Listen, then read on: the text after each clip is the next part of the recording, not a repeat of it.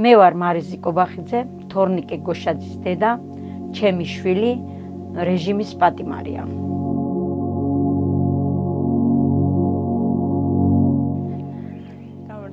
გამარჯობა. Ძალიან მადლობა რომ შევხვდით. მარშიდან მოვდივარ. ძალიან დაღლილი დიდი მანძილი გავიარეთ ფეხით, მაგრამ ძალიან კარგი იყო. ამერიკის საელჩოსთან მადლობის სათქმელად მივედი.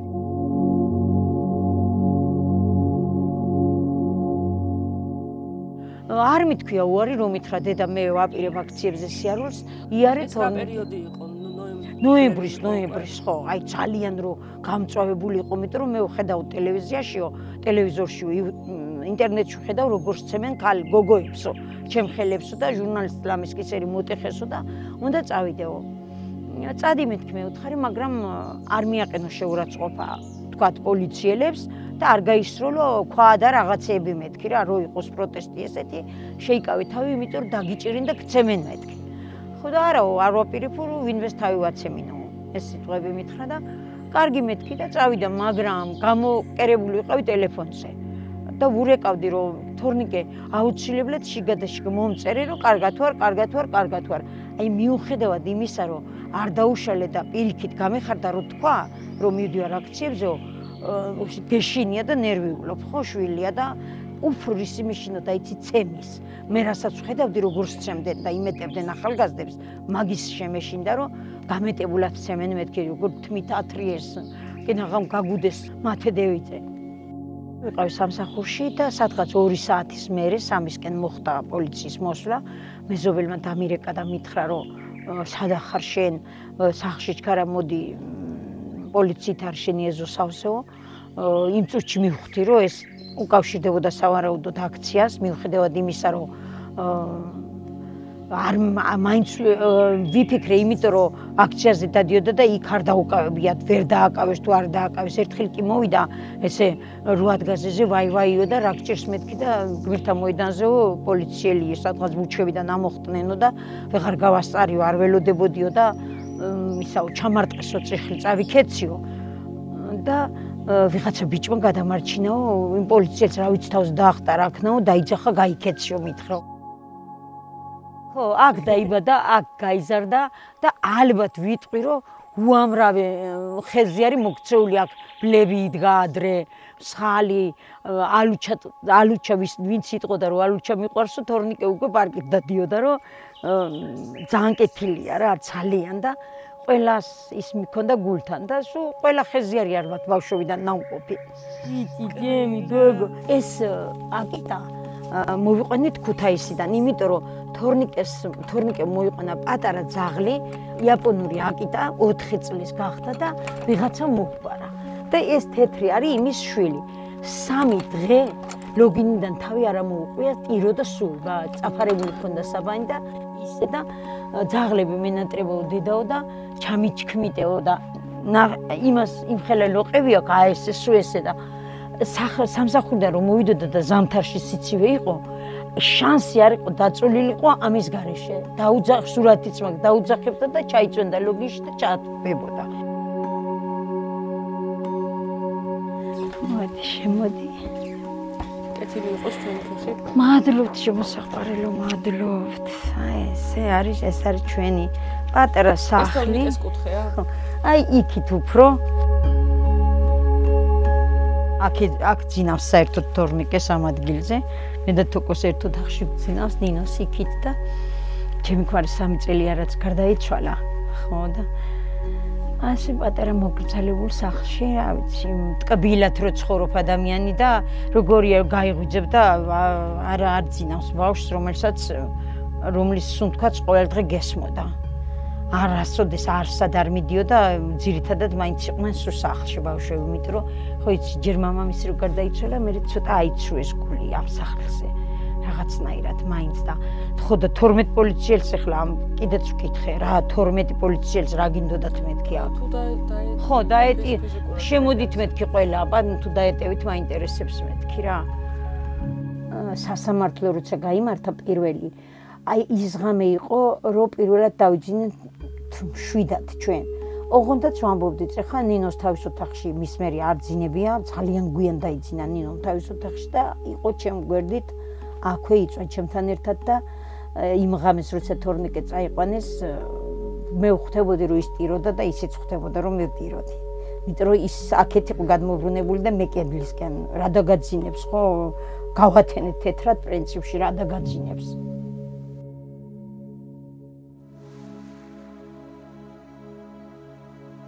დარდოფო მხოლოდო დედაზეო, იმიტომ რომ ჩვენ ეს ეზო ნაყიდი გქონდა ჰიპოთეკით და 1 წელიღა იყო დარჩენილი რომ ვალი დაგვეფარა და მეხმარებოდა რა თქმა უნდა თორნიკე იმაზე მეტად ვიდრე მე უღებულობდი ხელფას ის მეტით მეხმარებოდა.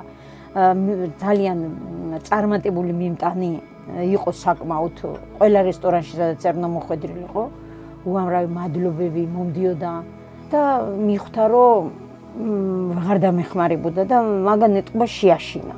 მით უმეტეს ახლა როცა ჩემი ქმარიც უკვე გარდაცვლილი იყო.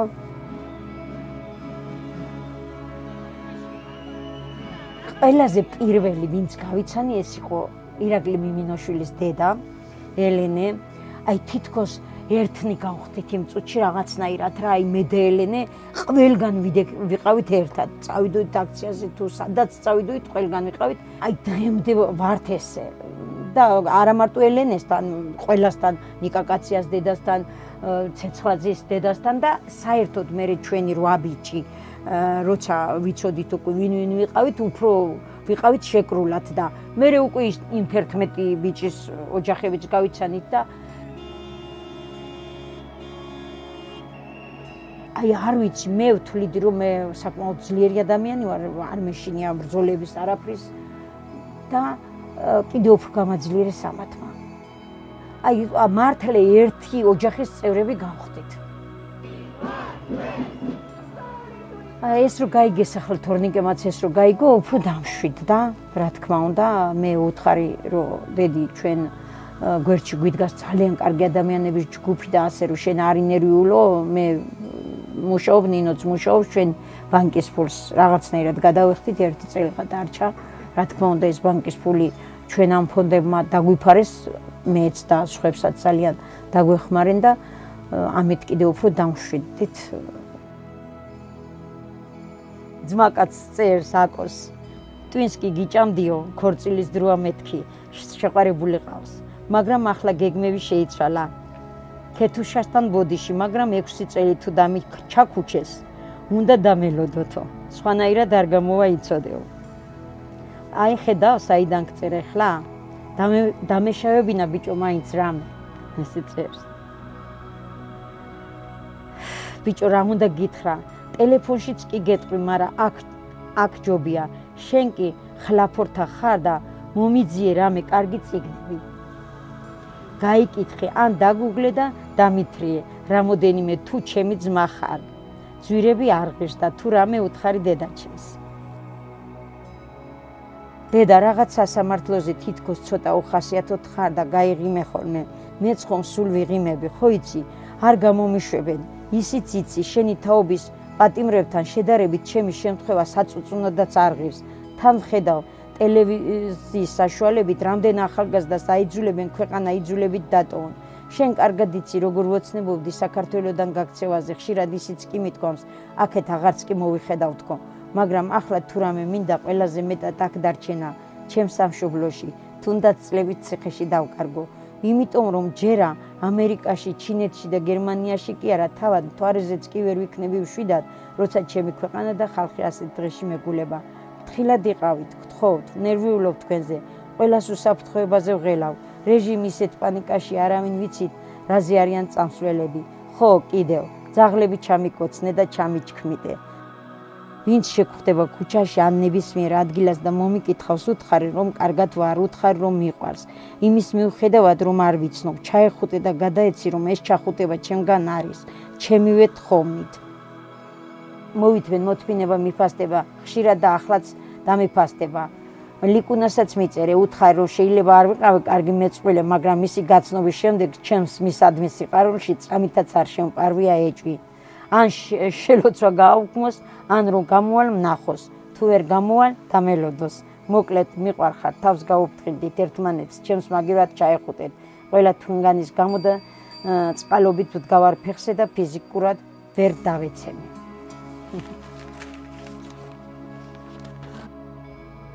გვაძლიერებენ იქიდან მიუხედავად იმისა, რომ ჩვენ მაინც ნერვიულობთ აღდგომას და ახალ წელს ხო იცით მარტო მაშინ შედის პროდუქტი და ეხლა აღდგომას 2 პატიმარი ყავს და მითხრა რომ დედაო თუ შეძლებო 3-ვესთვის შემოაგზავნეო რა უფრო ბევრი გვექნებაო და შევძელით და შევაგზავნით მე და ნინო ორივე წავედით კეთილი არ ვიცი აი ყველგან ცხოველებზე წერს აი ეს ხან ცალთვალა კატას მოიყვან და ხან ცალფეხა კატას მოიყვან და სახლში გამოვაკეთოთ და მე ისა მე ციხეში გატარებული ყოველი დღე რამდენი უძილო რამე მქონია მიფიქრია იმაზე არც იმათ მარიცოდ ბიჭებმა ვიდეოშიდაც ჩანს ესა რო უთხრეს რომ რამეს ეტყვიო თუ უთხრა დედა მიყვარხარ ლიზი მიყვარხარ დას მიმართა დედას მიმართა ნინი მიყვარხარ და მე რაღაცნაირად პაუზა გააკეთა თავი ჩაღუნა მე მგონი გადაყლაპა ისისა და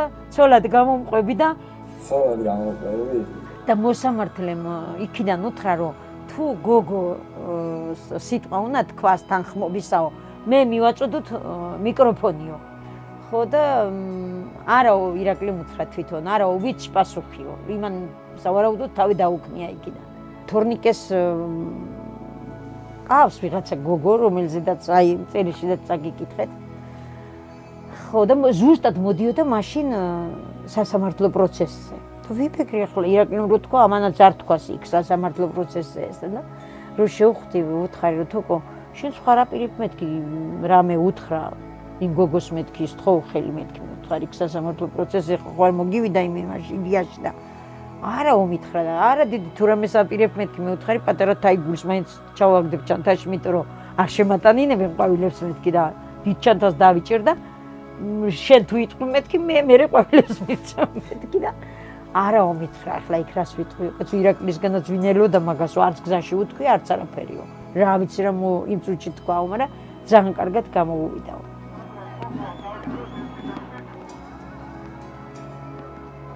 მე ამ ხნის ვარ 63 წლის 78 წელს რომ სტუდენტები გაიფიცნენ და ქართული ენის გამო და საკუთარი სისხლით გვაფენებს და აწერეს დედაენა ასეთ ქართველ ერს ვერავინ ვერ დაამარცხებს ყველაზე პატარა ერი ვართ და ძალიან ბევრ მტერს გაუძილით ჩვენ საბოლოოდ ჩვენ აუცილებლად მოვიგებთ ამ ომს აუცილებლად და ყველა ვიცხოვრებთ რა თქმა უნდა ერთ საქართველოში